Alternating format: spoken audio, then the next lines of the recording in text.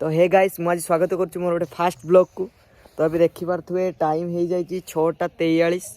तो जल्दी जल्दी जाइए ब्रश करदे ब्रश कर देकी पलैया ऑफिस कहीं ऑफिस रे लेट पहुँचने प्रियांशु भाई को गाड़ी शुणा पड़ो। तो चलतु ए जल्दी जल्दी जाइए ब्रश करदे तापर ऑफिस रेडी हो। तो अबे जीवा टियल पाक को ब्रश करने आमर मोटर स्विचटा ऑन करिया मोटर देवा कि शीत भाई सकाल सकाल शीत रे।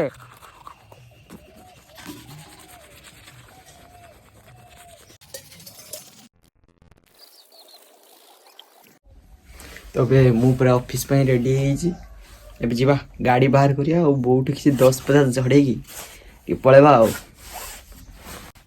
मु बाघ आपको आज नहीं जीवानी ये बुलाबुली बाहर आम डेलीवरी गाड़ी ये पार्टनर गाड़ी 50 टଙ୍କା तेल पकईदेने बालेश्वर बुले मु घर बाहर सारी रास्ता वे अच्छी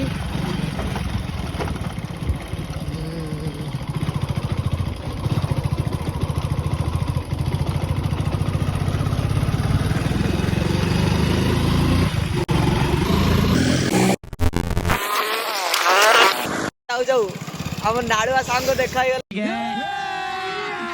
अभी मजा आएगा ना भिड़ो जाऊ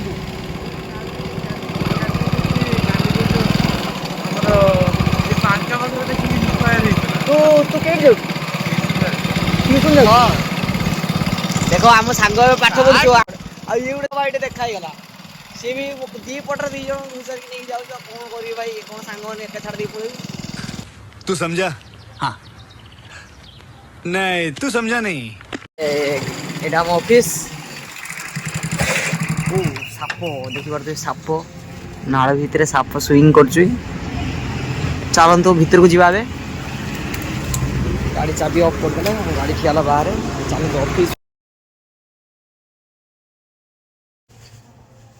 भाई चार्ज बसई दे।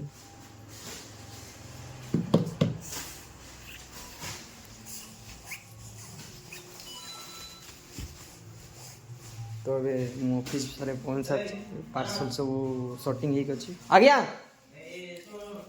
एबे ऑफिस सरी छि जे डबल रूट एरिया मु आज करछु।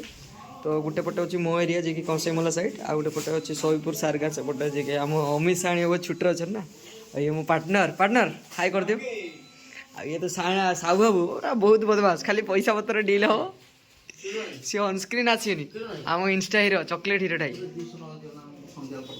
कौन है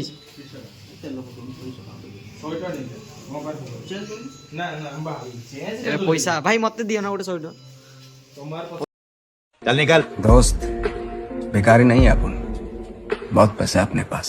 गाइस एबे मु ऑफिस रु बाहरी पड़ली अपडी सरी गला पार्सल भी गाड़ी रे बंधा सरी छि देखि पारतबे आगरे 70टा पार्सल अपडी छि एता हम बुलेट ठिया छि। तो चलंतु आगु को जिबा टिके चाय पानी करिवा पार्टनर कौन चा स्टिंग पी तो भाई हमारे स्टिंग पीबार व्यस्त अच्छा तो आम जाए चाय पानी करना।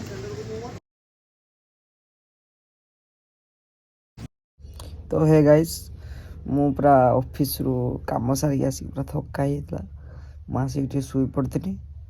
तो जीवा गोटे गाधा गधी करदे भोक भी खाईदे चलो जीवा गाधेवा गोटे खाऊ माछ झोल भात भौणी घर को लेकिन टीड़ चूल्हा जीवार तो मुझे रास्ता जाऊँ भौणी घर को टीड़ चूड़ा नहीं देख पारे तो देख पारे आमर भाई जी मो शांति सी ओला जाऊे मो एनएस मो बापा नहीं पलैंती कल करते मुझे पलैबा। तो हे गाइस मुझे भौणी घर तिल चूड़ा दे घर पहुँचे। तो आज ब्लॉग को ये समाप्त करवा। तो चलते देखा नेक्स्ट ब्लॉग रे रोची जय जगन्नाथ।